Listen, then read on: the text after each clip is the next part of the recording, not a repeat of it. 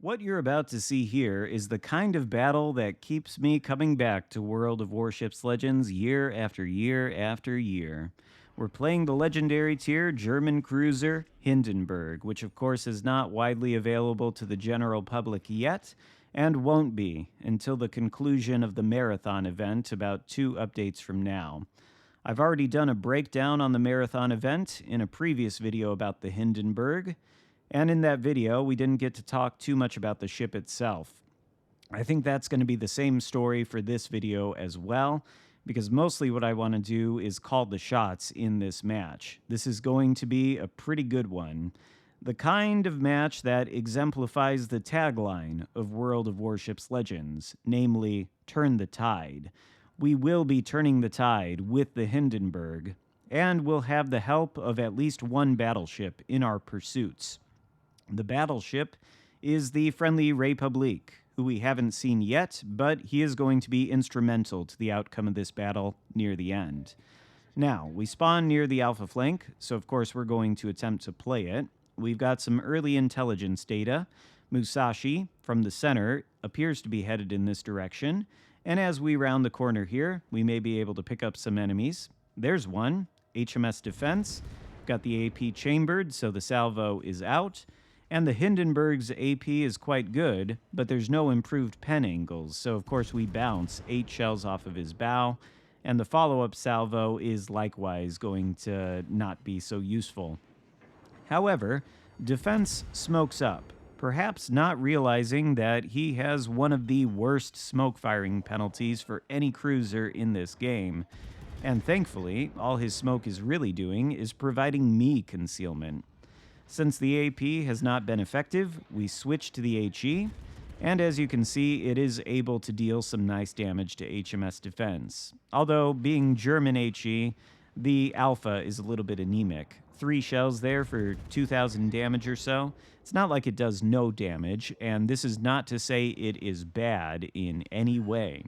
It's just a trade-off. When you've got excellent penetration, like you do on the German HE, you can't really also have high HE alpha, unless you're the British. Also, the fire chance is pretty good here. Defense has lost about 20k HP to our guns so far, but I think he's reversed far enough that he's going to be outside of the smoke firing penalty, so ultimately we lose vision. But we do have all the intelligence data we need right now to make a decision. As you can see, the majority of the enemy team is on this side of the map. We've got Karl Johann, we've got Defense in that smoke screen, along with what appear to be 2 other cruisers. So that's 4 ships right there. And then on top of that, we've got 2 battleships on the red team that were last spotted near the Delta Cap, who also appear to be headed in this direction. So that's 6 ships in total. Maybe 7, because there could be an enemy destroyer on this flank too that we haven't spotted yet.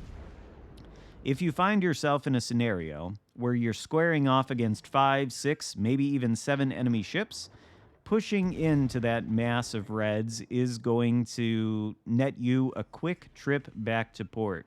That's why we've got our stern pointed toward the direction of the threat and our bow pointed towards safety. We've assumed a kiting position. And the Gdansk, he's the destroyer on this side of the flank. He's probably used his radar to spot and sink our friendly destroyer in the cap.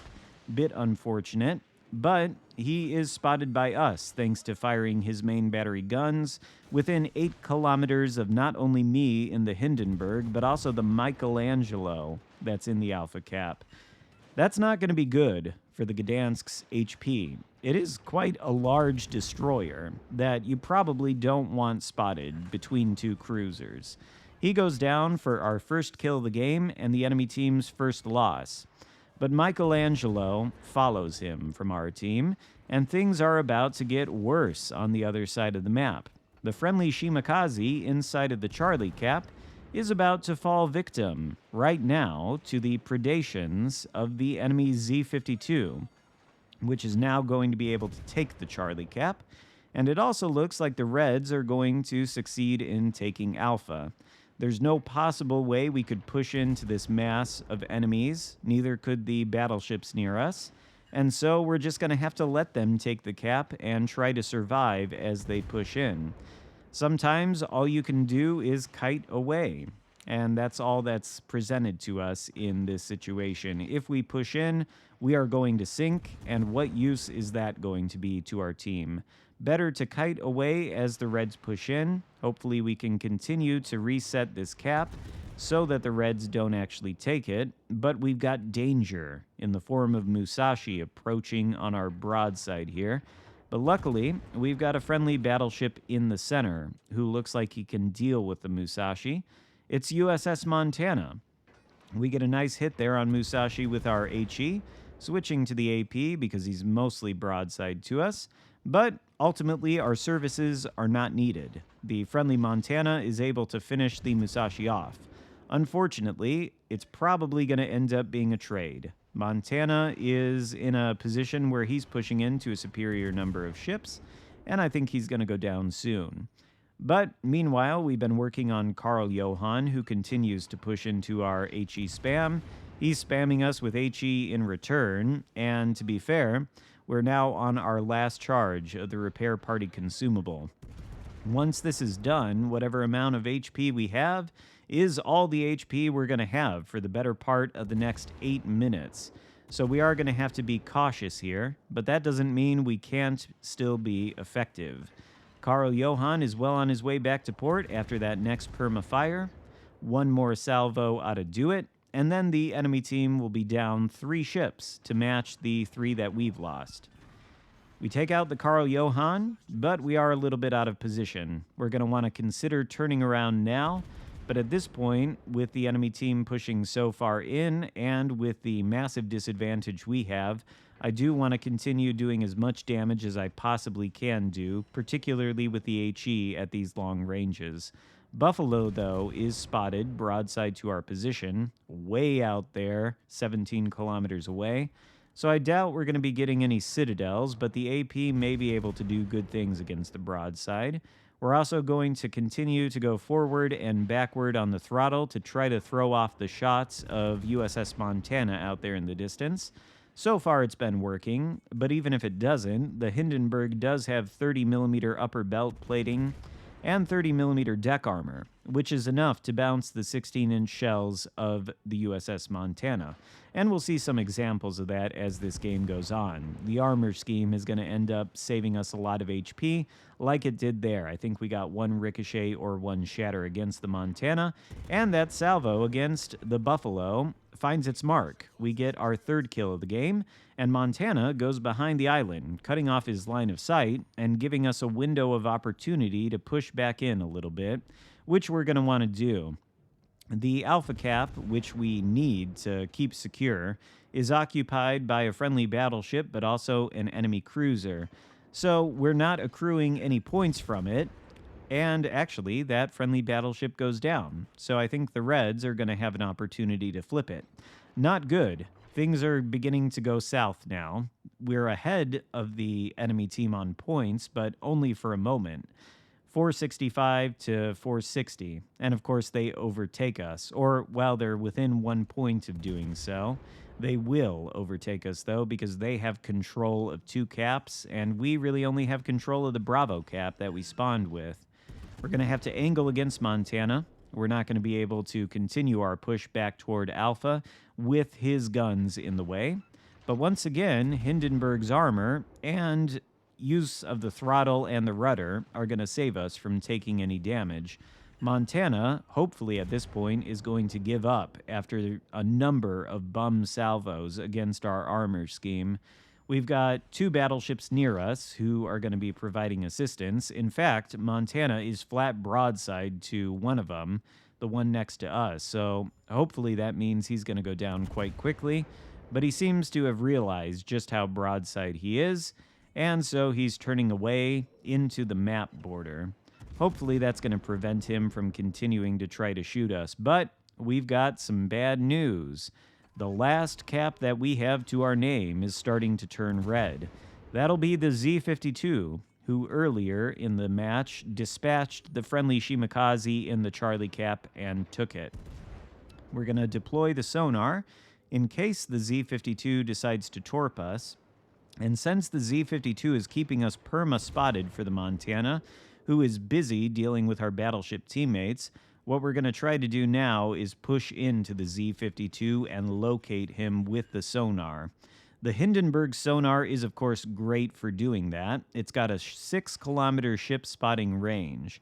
And so we should be able to get vision of the Z-52 if he wants to stubbornly stay in the cap, which it appears he does. And to be honest with you, I can't tell if he's AFK or not. He wasn't, clearly. He sailed his ship into the cap, so he can't be completely AFK, can he? I don't know. He's not shooting back, and it doesn't look like his guns are moving either. We're able to net the easiest Confederate I've probably ever gotten. And is the Z-52 even moving? I really don't know what's going on. It's like he's presenting himself to us on a silver platter. He does start to move, but it's too late. We don't get the kill, but we do get one fist. And just like that, the enemy team has lost their last destroyer. But they still have 2 ships left versus 3 of us. And one of our battleships that's pushing into the Montana and has had his broadside for quite some time. I guess he doesn't right now. The Montana is, I think, angled relative to his position. But as you saw there from that quick peek at the map, well, that friendly battleship doesn't have any HP left, and he goes down, leaving me and the friendly République as the only 2 ships left alive. We spend the majority of this battle kiting away from the enemy flank. But now, in the final 3 minutes of the match, now is the time to push in. Luckily, I'm a cruiser, and so I've got much better concealment than either of the 2 remaining enemy battleships. We should be able to outspot them, which theoretically will give us an advantage, especially since we've got 1 battleship left for assistance. Heading in the last known direction of the enemy Montana, we should be revealing him any moment now. I'm checking to see if the République has his guns turned in this direction. Thankfully, he does. And there's the enemy Montana. We're going to begin our turn so that we can go behind this island, maybe take a shot at Montana, and then go dark without having to worry about him hitting us in return. We've only got 13,620 HP left, and that's all we've got for the remainder of this battle. We get hit by Montana, we could easily be sent back to port in 1 shot. So we don't want to throw. We wait until he shoots his guns at our battleship, and then we launch an HE salvo in his direction and pull behind the island so that we cut off his line of sight. Meanwhile, he's spotted by the République, and he is turning mostly broadside, probably in an attempt to get all of his guns on target against us. I think he's been gunning for us since the start. Meanwhile, Ohio is spotted, and thankfully, he's got 1 bar of HP left, about 5k. Hopefully, we'll be able to remove that with just a couple of HE salvos. Time is of the essence. Less than 2 minutes left to go on the clock. 1 HE salvo out, and that's enough to take out Ohio. I was pinging him because I didn't think it would be. But there, the République takes out the Montana, and we emerge victorious in the final moments of the match, turning the tide along with the help of that République. GG to that guy. Thank you for your assistance, and I hope you enjoyed this battle. If so, give it a thumbs up, consider subscribing if you haven't already, and I'll see you next time. Goodbye.